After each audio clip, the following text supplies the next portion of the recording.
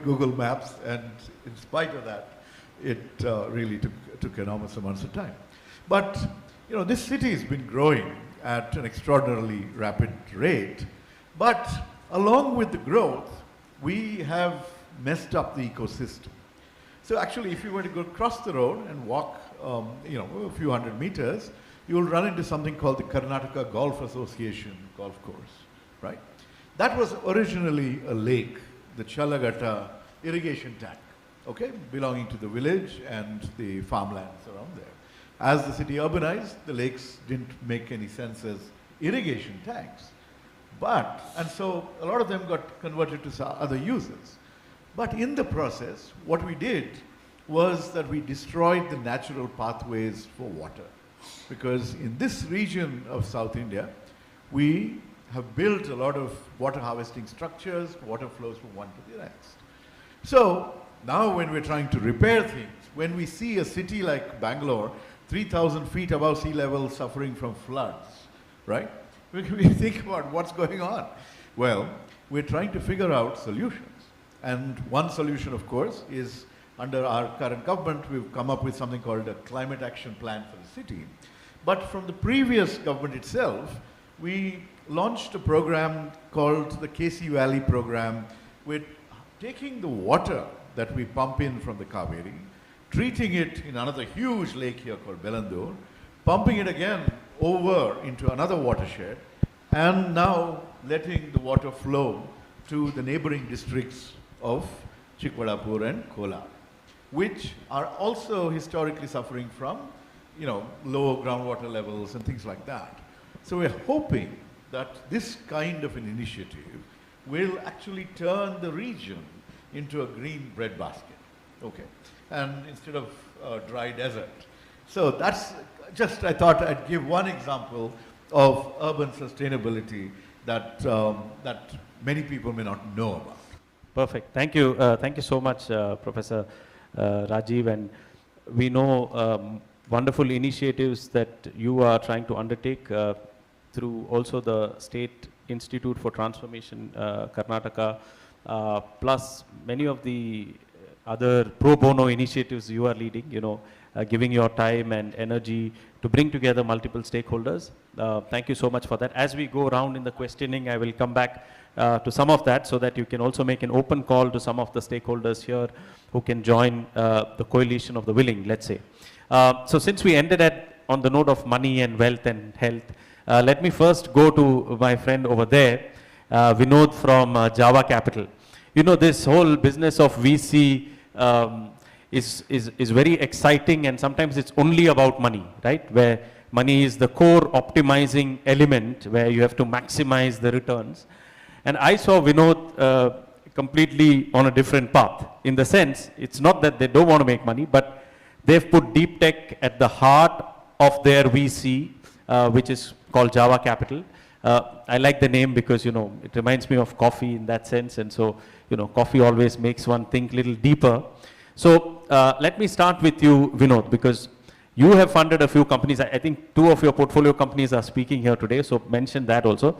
Just take us in 1 or 2 minutes, your thesis of why you went deep tech, and how is it that you are able to convince your LPs to look at the longer term impact than just being quick money-making machines. Over to you. Hey, thanks, Jose. I think, Bangalore is the reason, in a way, for me to do deep tech. I've born and brought up, engineer, like most people would say, spent like 5 years in technology, then marketing. I think it's a unique flavor that the Bangalore gives, and the ecosystem is there. That's what, why I'm there in deep tech. I think so many people could be there. I think that's the reason why I'm trying to invest in deep technology companies. And of course, you all listen to Professor Satya, who's building ePlane. That's one of our companies. And apart from that, we've invested in various companies, which also addresses at the root cause, solutions, which could be for cities, it could be for the country. The larger thesis that's starting to play out, it's not that I came up with the thesis 5 years ago, but what we've crystallized now, right? That's something that I just want to talk about quickly. And I think like Bangalore, right, like in the 90s, we just had the IT revolution with the Infosys and the Wipros. And there, we really needed jobs, and that's what started, as a first place. And of course, we had the ecosystem in Bangalore with Bell and BHEL and HAL and all that. That is also the reason, it got started in Bangalore and not in any other city in the country, right? And two was, after that evolution, people started building product companies like Flipkarts and Meeshos of the world, which emerged from Bangalore. And the third wave, I think is fundamentally, I believe, is all of this is going to come together and people are going to get into innovation. And that is where I think it's starting to get to an inflection point. And today, right, deep tech is at a critical inflection point. And also, of course, we have the government policies, say the national deep tech policy or the in-space space tech policy. And now we have the SEMCON policy, we have a quantum mission. I think all of this is just adding up and creating enough momentum. And I think we are at a critical inflection point. I'm saying that with lots of, inputs, because I'm seeing today, deep tech is not just talked about by us who are like early in the system, like the last 5 years that we've been investing in deep tech and climate. Today, almost every other investor, of course, everybody is involved in making money, wants to do deep tech. It's starting to look like deep tech is a place where we will get to see a lot of innovation and also capital that's going to flow in. And of course, we'll all make money, I'm sure. Great, thank you. That's starting with a good note. So many of you are here who are either part of a startup or advising a startup. You know whom to call when you need money, right? All right. But of course, you need to have a strong thesis and something viable, something scalable. So thank you so much. I just now want to go a little deeper as I shift to Martin. Martin, you lead Mycelio, which is building a mobility ecosystem. And one thing that everybody in the room would say that they suffered to reach this venue is a mobility solution, which can be predictive, which can be timely, and so on. So I just want you to first of all explain what Mycelio does as an ecosystem, because it's not just about one company, but you're building an ecosystem, and how you're using tech to basically get all the founders to look at a larger solution and not just solving one piece, but rather to solve a larger aspect which can create impact and create a sustainable future.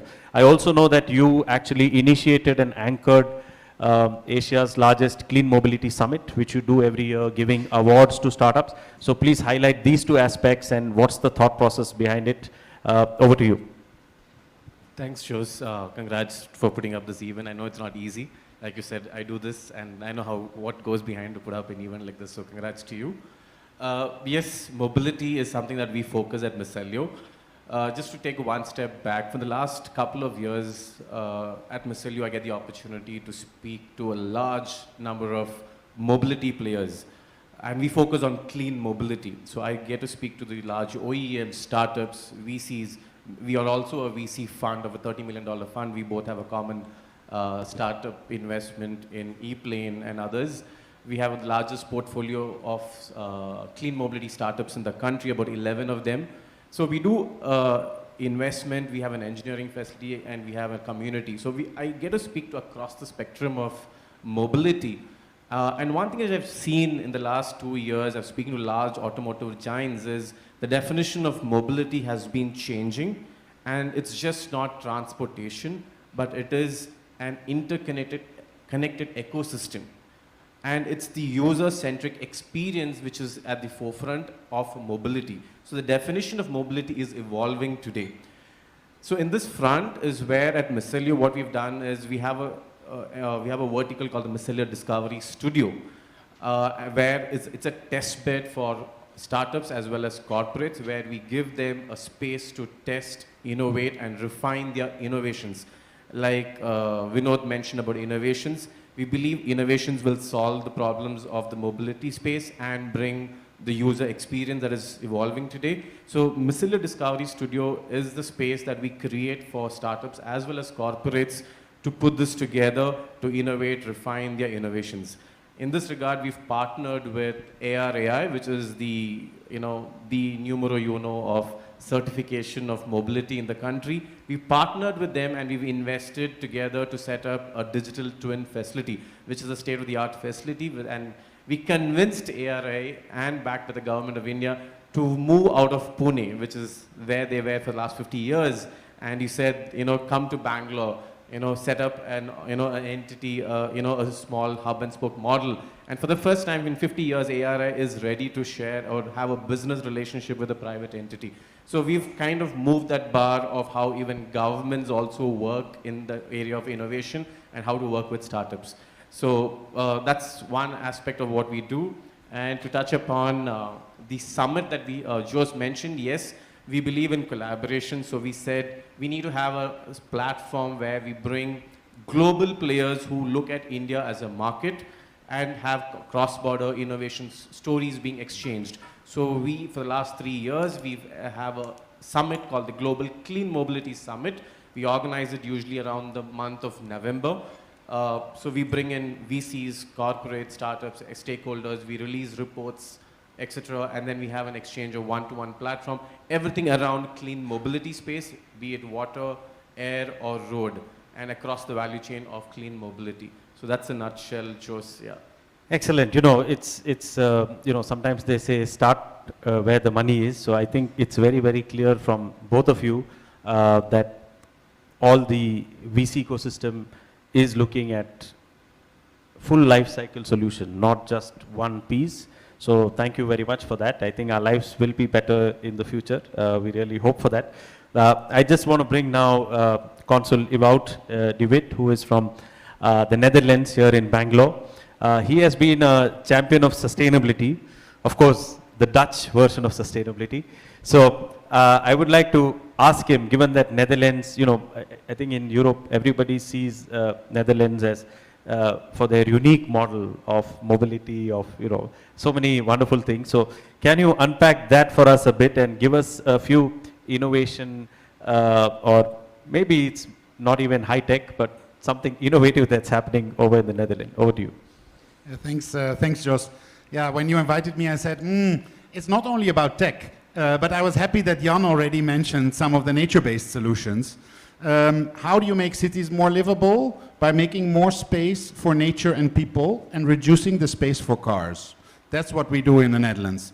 The city of Amsterdam is taking away 10,000 parking spaces. The city of Rotterdam is turning its biggest traffic circle into a park where there is space for trams and bicycles and a little bit for cars. The Hague and Utrecht both have turned roads in the 60s, it was canals that were paved over to make 6-lane highways. We are turning them into canals again. Of course, that means you need other solutions as well. It's not only about this. Of course, cycling in the Netherlands is our last mile connectivity solution. We don't need cable cars, just get a bicycle. More than half of the people arriving at a train station in the Netherlands come by bicycle and leave by bicycle, also because there is almost free rental bikes at every train station. We also look, of course, into electric mobility, or as we say, decarbonization of transport. So yes, electric vehicles, we have companies working on battery technology, organic batteries. The example of the sand battery doesn't work in a car, but there is the University of Groningen, a company called Leidenjar, Zionvolt. These are Dutch companies working on a new battery technology that is sustainable. And also, for example, sustainable aviation fuels. KLM is a leader in that, trying to also make aviation more sustainable. And then, of course, the whole circular economy, recycling. Fairphone, a company that's making high-quality phones from reused materials, and if your phone doesn't work anymore, it can be reused and turned into a better phone. We have a company called Daico that's using recaptured carbon to replace water in the dyeing process of fabrics. They are working with Nike, eliminating the requirement of water for dyeing fabrics and instead using carbon from the atmosphere or from other sources. So these are things that we as the Netherlands focus on, these technologies: recycling, circular economy, decarbonization of transport, and giving more space to nature also in our cities. Wow, that's excellent. You know, I mean, I know he mentioned so many names. I'm happy to say that at the website futureictforum.com, all of this is live streamed. All you need to do is pull the cursor back and you can hear him 3 or 4 times and take down all the names, all right? Thank you for... You can reach out to my office and yes, we will respond. Also, yeah. Once you know which company you want to find out about, you can send him a specific email, and, you know, I know he's quick to reply to emails and will be happy to make the connections. Thank you so much. Now I want to jump to the other side and come to Raj. Raj, you had Talisma as chairman and CEO. We were just meeting the other day, and you were saying how, given that we've discovered this wonderful thing called ChatGPT and AI model, you are basically creating an engine which can overlay across different business verticals and get AI to solve for many problems, whether it's discovery, whether it is connecting, whether it's capacity management. So can you unpack that a little bit, because we also needed a corporate perspective and somebody working actually in Gen AI, creating Gen AI agent products, which can be applied across a company to drive innovation. So can you just tell me what you told that day privately so that more people can benefit from what you're doing at Talisma? Over to you. Thanks, Jose. I'll take the liberty. First, I'll give you the example, and I want to talk about sustainable employees next. I think if you think about AI, ChatGPT, I mean, everybody is excited about ChatGPT. Actually, AI has been around for many, many, many years, right? I mean, it's just that you got a UI to work with.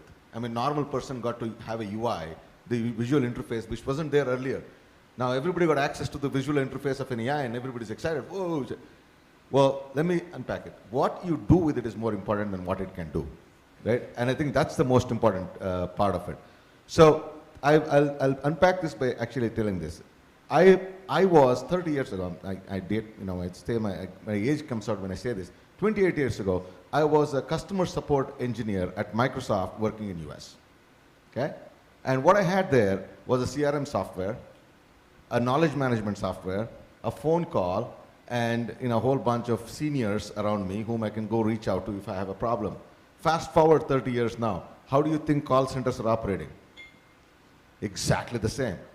So you talk about all the technology and excitement that has happened all around you, and you say, 30 years later, we're doing the same thing. Right? So there's something fundamentally wrong in the way we have thought about technology all along.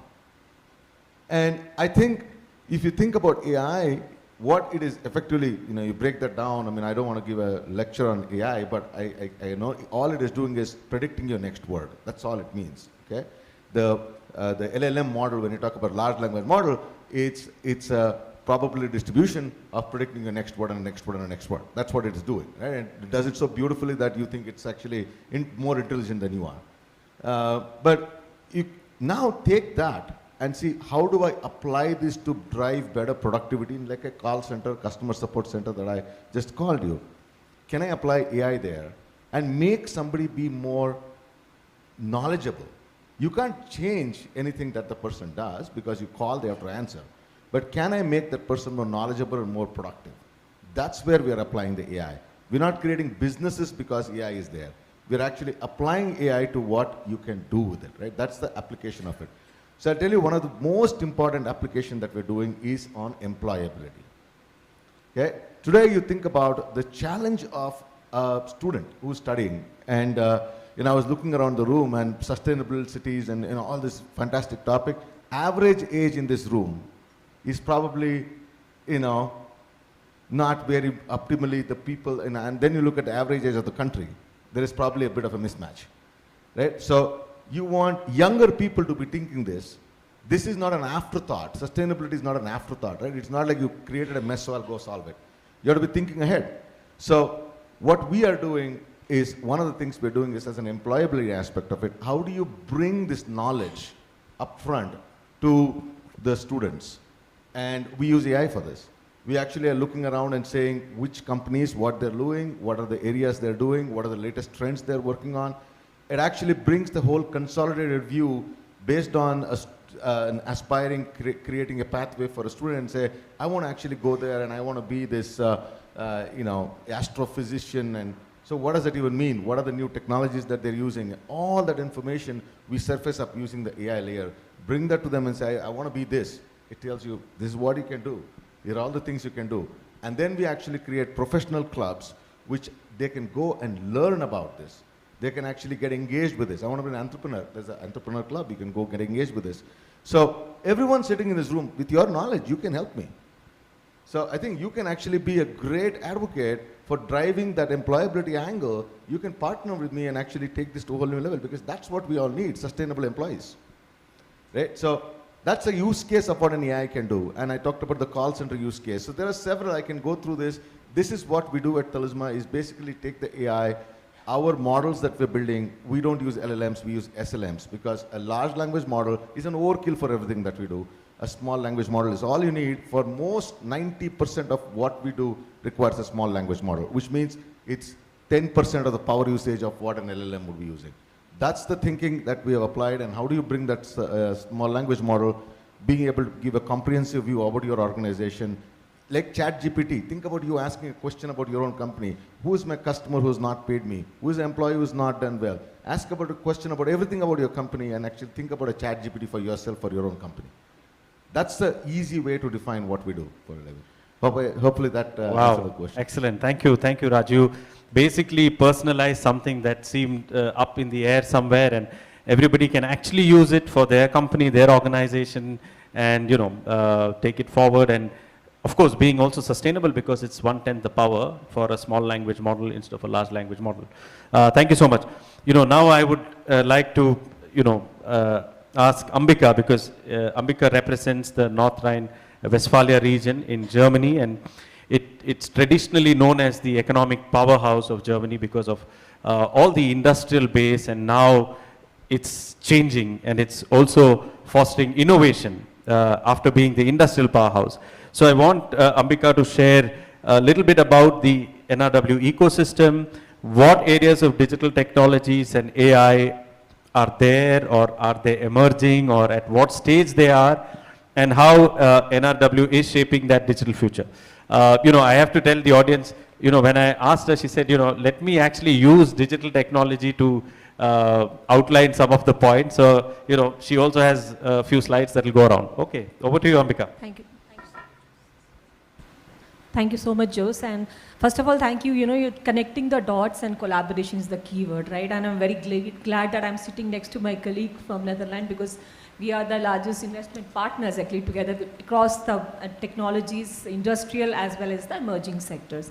So yeah, NRW, so you spoke about wealth figures and all. Let me also state few figures actually, and across the room I'll also try to give few of the example which is relevant to the earlier speakers, what they have quoted actually.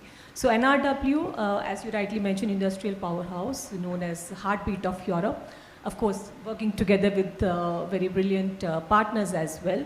So the GDP of NRW is 20 billion, okay, and which is 20% of the, 853 billion, which is 20% of the German GDP. Now we are talking about digitalization and AI. So 15 billion euros is purely from the digital sectors. And how did it happen? It's because of the conducive environment, right? So all these AI, digitalization, technology, what do they really need? Of course, wealth is definitely a factor, but R&D, and that's our forte. So we have the dense research and technology landscape, where we have almost 60 universities, Fraunhofer Institute and other research institutes which are focusing purely on the on these emerging technologies, and of course giving the companies a conducive environment to develop the new technologies. Now, you spoke about, again, the same word, collaboration. There are almost 2,000 German companies here. We spoke about the digital twin. Henkel is already using the digital twin. And there are 130 Indian companies who are already working in NRW. So if I have to give some examples, right, that how AI is changing, what are we doing in field of AI? We have various institutes, right? When we speak about the cluster or the competence center who are focusing purely on research and development in area of AI digitalization. I'll take few names here. There is the village called AI Village, which is totally digitalized campus in the region Hürth. We spoke about collaboration. Microsoft is coming up with 2 data centers in NRW known as hyperscaler, which will not be catering to the German market, but across Europe as well. Then, of course, the Jülich. I think there was one of the colleagues, the startup in the health sector. So Jülich and the University of Aachen, they are working on neuromorphic chip technology, right? So these are certain examples which is not only for the German ecosystem. I'll encourage all the Indian companies and Indian startup also to benefit out of that. And of course, how to reach to me or to my colleagues who are present here, and I'll be happy to help. So these are the few examples. AI is, as you mentioned, we take pride in our industrial sector, but how to evolve, right? That is the main question. So I'm happy to say that, there are almost 7 lakh SMEs in NRW. So, we cannot change the world in a miracle way. But yes, as R&D is our forte, and almost 12% of the revenue is being utilized in R&D. So AI is changing the the future across sectors. In manufacturing, for example, there is predictive maintenance, which is already being used. As I mentioned, the Henkel is using the digital twins. We were speaking about the health sector. DeepEye is again one example of a startup who are using again the neuromorphic technology to detect or to predict the age-related blindness beforehand and giving the right judgment.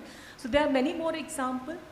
I'll also want to mention that, so these are a few examples which are across the sector. Somebody mentioned about the renewable energy and the grid technology best practices between India and NRW. So there is one company from Gujarat region, and now they are giving their services in the area of solar manufacturing and working together with the energy hub leaders, RWE and E.ON. So yeah, these are few examples, I would say, which are paving our way to the digital future. Excellent. Thank you so much for that very detailed outlay. I think many of you could see, the slides up there as well.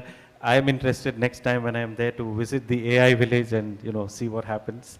I wonder why they would not call it AI city, but maybe because they didn't have the whole city to go that way. But thank you so much, Ambika, for laying that out. I now want to jump to Stephen, just to change the track a bit. Stephen, you are chairman of the Indo-American Chamber of Commerce, but you are also partner at Kocher & Co., which is a very strong legal firm, and you advise many companies in their ICT aspects. As companies are digitizing, as digital data is everywhere, there are always possibilities of things getting hacked, data getting misused, or things going wrong. So is there some cautionary advice that you can give also to startups and also to our VC friends, how they can put the guardrails for safety, especially given that most of their scaling and success is driven by data? So can you unpack that for us a bit? Thanks, Jose. One of you mentioned about connecting the dots. So one thing that's kind of common with pretty much every business is the use of personal information. India is one of the only major economies, or probably the only major economy in the world, that doesn't have a privacy law. And we have a law that was enacted about a year and a half back, still not yet come into force. Some rules have been issued. So what I want to caution everyone about is there's somewhat of an earthquake about to happen when this law comes into force, because most businesses are not prepared for it. And the main reason they're not prepared for it is because we've not really had a law like this before. If you take, say, the EU, which started on a law like this in the 1990s, and then they had GDPR a few years ago, which is a kind of new law. So what do we need to do here? We need to start with mapping our data, finding out what data we have, what are we using it for, where is it stored, who accesses it. Then we've got to decide, how do we want to use this data? Is there data we don't actually need, we are just unnecessarily collecting? Get rid of it. And then once we know that, we've got to draft a policy or a notice which says, okay, this is the data we're collecting, this is the purpose of the data, this is what we're using it for, and these are the products or services which are using that data. You've got to prepare a statement, and you've got to give it to every single data subject, and you've got to get their consent, and their consent can even be granular, meaning they can accept one type, one aspect, and not another one. And then there are a whole lot of other things like how long you can retain the data, There are rights of data subjects that they can write in and say, what data do you have of mine? Please delete my data, and so on. So it's a whole ecosystem that every single business, small or big, needs to manage. Those who are doing business outside India, particularly in the EU, and who are GDPR compliant, have less work to do. But even there, the Indian law is different from the GDPR one. It's less comprehensive, so less things to do. But in some ways, it's actually stricter than GDPR. So that's my caution to everybody. Please get working on this as soon as possible. Okay. Otherwise, you'll be in a mad rush at the end. Okay. Also, my thing, you meet Stephen at lunch and, you know, try to get as much free advice from him when he's here, right? But thank you, Stephen. I think that word of caution is important as we're all running after the tech brigade. It's also important to make sure that personal right, privacy is you know, protected. Now I want to jump over to Tanaz from, you know, from Ireland, or she represents the Ireland office in Delhi. You know, given that Ireland is a tech leader and, you know, it has been, look, all the big giants have their headquarters in Ireland. Of course, some would say it's tax reasons and otherwise. But given that they have their headquarters there, there's a lot of stuff happening, right? Board meetings, innovation, briefs, and so on. So could you share with us the landscape of tech and sustainability in Ireland and how it has evolved over the last few years? Sure. Thank you, Jose, and pleasure being here. So first, companies don't come to Ireland just for tax. Yes, the corporate tax rate is 12.5%, but if there was no talent, if there was no ecosystem, if there was no government support, they wouldn't thrive and they wouldn't continue to grow. We've a history of multinationals coming and setting up in Ireland, not just for the Irish market, but also to access Europe and then other global markets from Ireland. Coming to sustainability, focusing on the topic at hand, the Irish government and the Irish people are very committed to UN Sustainable Development Goals, not only because they have to, but because they are committed, they're passionate, and they believe that it is important to be living in a cleaner, greener environment. They've been on this journey, which is a consistent journey, a sustained journey for years now. And I can quote that last year, in 2023, 32% of the of the electricity requirement came from wind energy sources. There is also a commitment by the government that by 2030, 35% of all energy requirement in Ireland will come from renewable sources. So that's a big commitment, and they make this because they know they can work on it. There is commitment by companies and people alike, like I said. I represent IDEA Ireland, which is the Irish government's FDI agency, and we help foreign-owned companies set up in Ireland. In my case, we help Indian companies set up in Ireland. Now, over the years, we've had many manufacturing companies across pharmaceutical, heavy engineering, etc.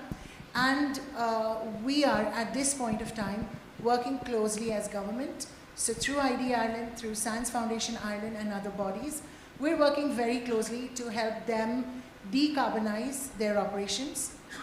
This is through government grants.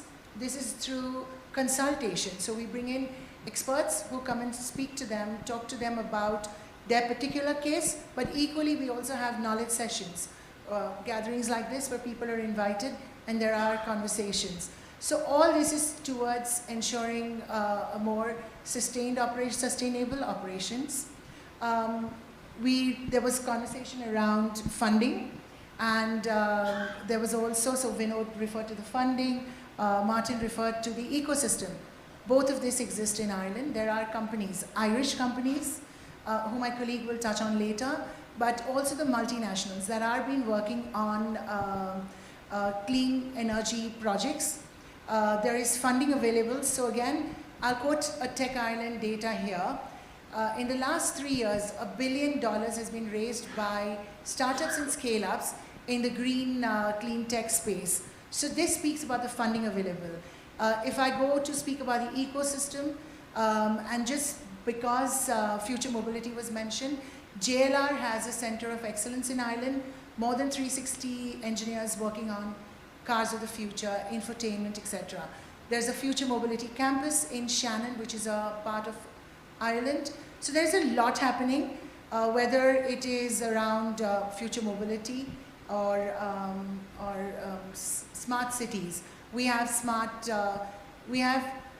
small parks which have been converted into smart parks or smart stadiums, and various technologies have been deployed there to test on a small, so they're test beds, to test on a smaller scale, and of course then to be deployed into larger cities.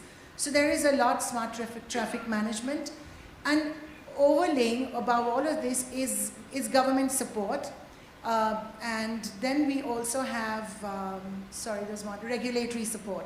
So there is regulation, but also support over implementing within your organization different activities. So this is in a nutshell. I'm just trying to concise everything. Absolutely. And happy to take any questions later. Thank you. So I think the takeaway is all the aspects are covered.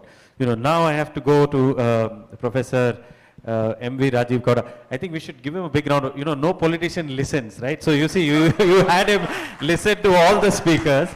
And our second round of questioning is about collaboration of India and the world, the VCs and everybody else, how they're open to collaborate. So I thought I'll ask Professor Rajiv to share his amazing idea, which I heard a few days back, and I was quite excited.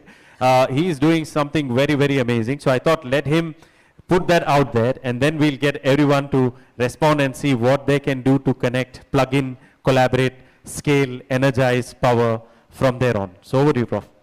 Thank you, Jose. Some words that I listened to, words like ecosystem, connecting the dots, etc. Right? Now, when you think about the city that we're in, we have lots of institutions that work on R&D and innovation, startups that are working in these domains. We have lakhs of students, we have lots of faculty members. But one of the things that we're missing in this city is an ecosystem that actually connects these dots in some ways, right? The Indian Institute of Science is its own silo. IIM, where I used to teach before I became a member of parliament, is its own silo. And the numerous private sector research institutions, whether it's, somebody mentioned Mercedes-Benz has a research center right here, or the Jack Welch Center of GE. There are numerous research entities, Novo Nordisk. There are lots of activity going on, all within the walls.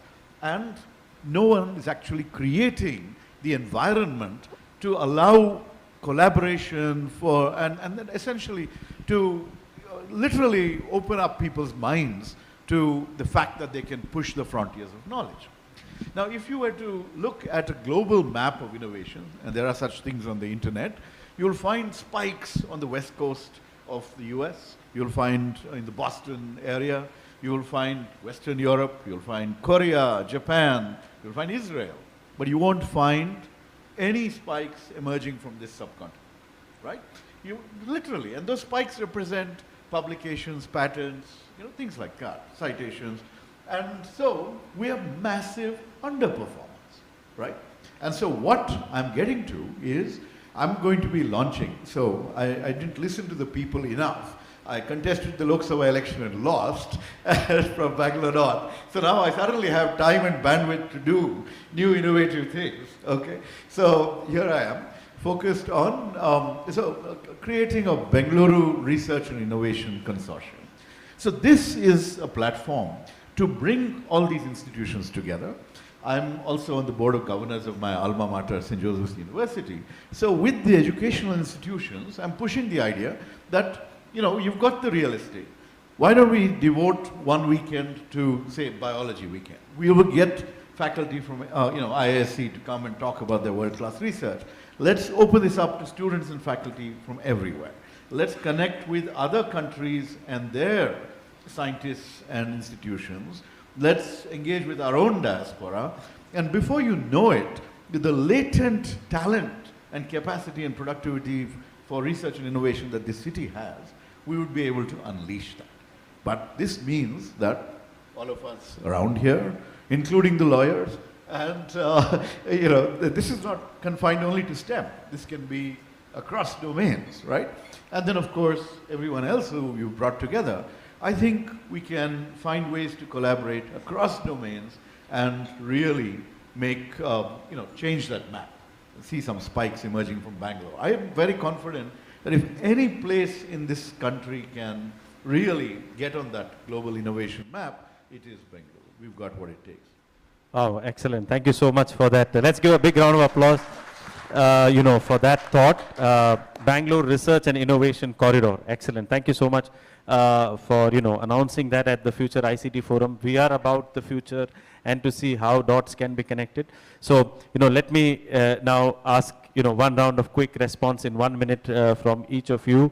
Also linking what you are already doing, probably many of you have things happening with India, and also as a response, would it make sense to just plug into the ecosystem that might emerge so that finally we can be that biggest spike on the innovation map? So maybe I'll ask Consul Ewout to respond first and then we go around. Yes, thanks. One of the strengths of the Netherlands, I always say, is our triple helix model. Business, research organizations, and government working closely together.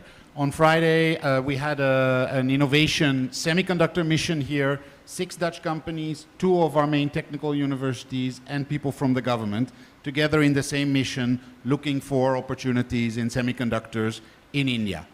3 of the things that we are working on from a sustainability perspective that we're looking at India, first of all, green hydrogen. My government has decided that green hydrogen is essential for our energy transition, working closely with Germany, with North Rhine-Westphalia, but also with Belgium. We are looking at India to supply maybe some of the technology, but also some of the green hydrogen. There is potential here. My colleague will be in Kochi tomorrow to speak at a green hydrogen event there, because Kerala is really active in that field. Second is greening of ports and the maritime sector. So we are looking at India for hydrogen bunkering, but also green ship-to-shore power, but also greening shipping, because shipping is one of the most polluting forms of transport. So ways to do that. And finally, we are working in the India network also on solid waste, trying to see how it can be, first of all, recycled, because that's the main thing. And if there's no opportunities for recycling, then waste to energy solutions as a final solution. But these are some of the topics from a sustainability perspective that we look at Karnataka and India to help us with solutions for the future. Thanks. Perfect. Thank you so much. Maybe I can ask Ambika also to continue, and then also maybe to add a line if it sounds interesting to collaborate with Professor Rajiv. No, of course, actually, very well said and very well, summarized everything. So I'll not touch the renewable sector because it's the same idea in across the Europe, what we want to do with India. I would say rather that we need to create a win-win situation for both the ends, actually. So, of course, I'll just give again few examples. So when we are trying to get the best practices, if we are supporting some startups, and that we are already doing actually, we already signed a launchpad with NASSCOM, and this launchpad is to support the Indian companies and startup as well, where the free co-working space would be given, provided to these Indian companies, but in specific sectors. So a few of the sectors are already mentioned here, because I don't want to mention each and every sectors, because there are certain these Mittelstand, or you say the hidden champions in Germany. When I say, I'll not say only NRW, across Germany, which are looking forward to work with the Indian digitalized sector, tech talents, and give them the proper solution. So that is one sector. Renewable is, of course, another sectors. And likewise, so we are supporting, or we are, rather than supporting, I would say collaborating with Indian tech talent or Indian companies so that they can come forward and create a kind of win-win or the benefit from both the ends. And the welcome package, of course, I'll also like to mention there is a welcome package introduced for this Indian startup. When we speak about the R&D collaboration, the University of Aachen is already working very closely with the IIT Chennai. IISc is also working with the Dortmund and the University of Cologne. In fact, I am also, we spoke about sustainability. So sustainability we have discussed across sectors. When I say we, the government and the entire ecosystem, we are also supporting few of the startups from IISc, and especially I'll not mention the name, but yeah, they are in sustainability in space. So this is what we want actually, that there are the unique solution which can complement to the European or the German or these market should come forward and take anybody who's sitting across the panel to come forward and take the benefit out of that. So I think I'll Excellent. pause it. I mean, that's really very, very specific examples. Somebody wants to welcome you with money. It's a great thing, and I can see that welcome But package. I'll still say that R&D is more important Okay. than money. Absolutely, yeah. So I think, it was really nice to throw out all these wonderful things. So now I want to take a quick line from each of you since we are running against lunch and there's one or two more presentations before lunch. So just a quick line of thought on collaboration and what do you think of Professor's idea and so on. I've already signed up for my professor's collaboration, so I don't know about rest of you, but this is exactly what we talked about, right? I think I believe everything we talked about here, at the heart of this is people, and it is those people are people who are ready to actually embrace everything we're talking about. And I think, how do you actually make them better, knowledgeable? How do you prepare them to be having the access to information, experience that they need, so that actually they can be great sustainable employees for the future? So I think this is a very essential part of it. We look at how do we create this kind of an ecosystem at global level. We have partnerships with multiple universities out of India as well, and creating this ecosystem out of India. So there is a lot of opportunity, by the way, and I was not joking when I said all of you can actually we can all join hands in doing this. I'll be happy around here during lunch, exchange cards. Please join me in this mission, and please join Mr. Rajiv Gowda as well. Thank you all. Also, Stephen, before I just want to know what's happening with Trump and so on, because you represent Indo-American Chamber of Commerce. Every day in the morning people are seeing the news, the markets are falling, all kind of crazy stuff. So maybe you can add one line and then the line on collaboration. Yeah. Sure. So we actually have a webinar which we are organizing in about 10 days on the Trump reciprocal tariffs. Some of what he's doing is hard to understand, especially with Canada. But reciprocal tariffs, I find it very hard to dispute it. Like, okay, whatever you tax us, we'll tax you too. I think the worry for me is what model is he going to use? So my understanding is it's not going to be product-wise, but they're going to take some kind of average and then say, okay, this is India's tariff average, so we're going to slap this tariff on everything that comes from India. But the even bigger worry is, will it cover only physical goods, or could it cover software and services? If it does, we are in deep trouble. The thing with that, though, is physical goods has to come across a border. There's a customs agent there, so it's easier to manage. But with software, we're just sending it back and forth. There's no real check. So the compliance burden for US companies who are procuring it would be crazy. So perhaps it may not happen. But I think that's clearly a big worry. At Indo-American Chamber of Commerce, we basically trying to foster trade between India and the US. We hold a lot of events. We've done about 5 events in the last 6 weeks. We host trade delegations from the US from different states, and we also send trade delegations from India to different parts of the US. And we are really at the forefront of dealing with all the kinds of issues that are faced in India-US trade. The biggest one today, I think, is the reciprocal tariffs. Thank you, Stephen. But you're also open to collaborate for the idea of what Professor said? Yeah. Absolutely, and I'm very happy he mentioned lawyers. Okay. So that everything is kosher, right? All right. Okay, Tanaz, over to you. And Thank you. So I'll keep it brief. The India-Ireland relationship actually goes back decades to pre-independence struggle time. There was informal, where we cooperated, if I can use the word, on our freedom struggle.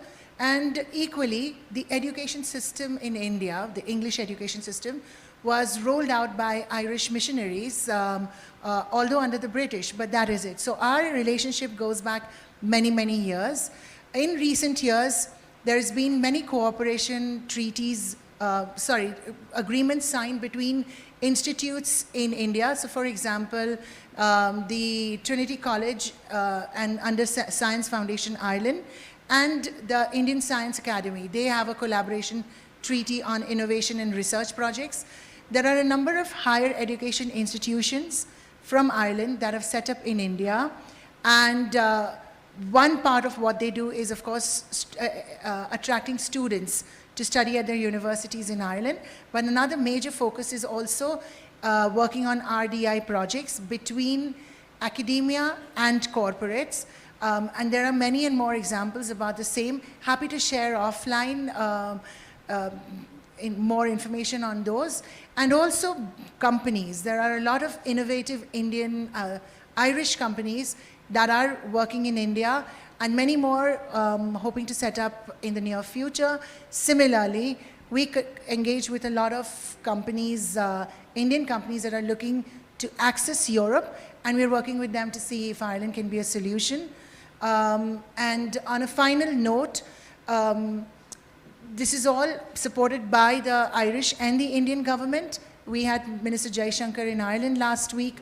We have an Irish Minister for Education, Research and Innovation visiting India next week. So there's going to be much more between the India-Ireland corridor going forward. Thank you. Great, yes. So I'll just quickly, since we talked about collaboration, right? In VCs are super competitive, I think my friend knows here, and also of course, collaborative in wherever it makes sense. And for we, right, Java Capital have run something called as Climathon for the last 3 years, which has been one of the flagship events where we've seen like 1,000 startups in the climate tech and sustainability space. We shortlisted about 100 companies who presented to us over a 24-hour period. Typically that's across 2 days. And we've invested in 2 companies, Resilience and AgriLeaf. And this year's just happened a couple of weeks ago, and we're hoping to invest. What I'm saying is VCs are generally very competitive, but I think there's opportunity to collaborate. And I'd love to work with Professor Rajiv Gada and see where we can take deep tech and climate and sustainability. Happy to be there. And also excellent to see that initiative is coming out of something closer to the government. So there is going to be some amount of government support. I think Bangalore, as Professor said, right, I also fundamentally have a vested interest to see that Bangalore, and actually it is the only possible place, even mentioned in the economic survey, couple of lines which has got a great amount of diversity than any other city in the preface itself. And I put that on Twitter a couple of times. I think somebody should read that and see that, that's the only place it's possible in India to actually become an innovation and a deep technology hub in the country. Last words, Martin? Yeah, since it's the last words, I would like to end by, say this. Somebody says collaboration is the key, right? So as the saying goes, if you want to go fast, go alone. If you want to go far, go together.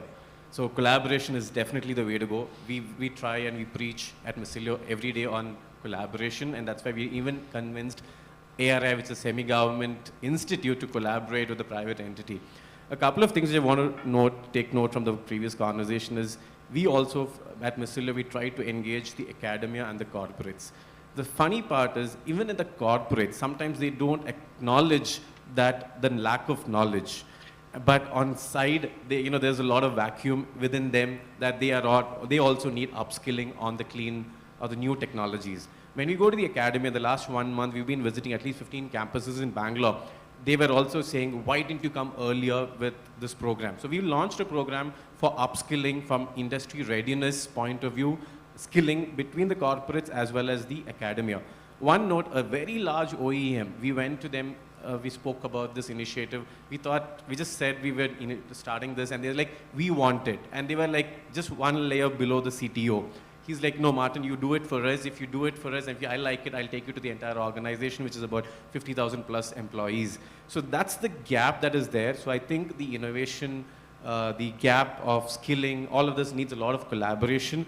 And I think one point which I want to make again is, since Mr. Stephen is here, is our country does not have a lot of IP within the country. The patent law, the importance of patents is not there. Most of the patent registrations in our country is mostly by the MNCs. So 2 years ago, I went to Japan. I spoke to some of the corporate attorneys like Toyotas, and I said, okay, can you help in building the patent IP kind of ecosystem in the country? And I came back to Bangalore. We put up a master class. We spoke to a few of them, and we put a master class. Webinar from Japan, attorney of Toyota, a very senior attorney. And then on the day of the webinar, not a single person turned up. It was a sad story. So that's the lack, that's the skill gap, or that's the awareness gap that India has in terms of, we talk about innovation, but the IP drain or the patent drain that India has is significant. We are actually sometimes paying for licenses created by an Indian brain outside outside. Okay.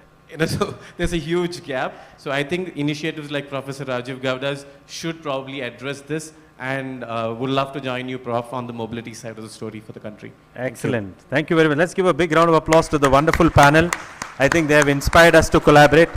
We need you for one more minute because, I told the backend team, Anirban, can you come over? Also, Jan, please come on stage. We have the report or the vision document of DEG. Maybe Anirban can share a line, and then I'll want every one of you to have it, because what DEG does, it creates the network for people to plug in and collaborate. So since our panel is here, we want to collaborate. Let's also have this digital network kind of relaunched at our event. Yeah. Thanks a lot, Jose. Thanks. Yeah. Sure. So I still remember like a year and a half back, me and Martin were sitting in their office and discussing about this whole small idea of UEI. And now we kept on zooming out from that, and today we have this overall vision of DEG. Thanks a lot, Jose, for bringing that up on the stage. Jose, you want a copy?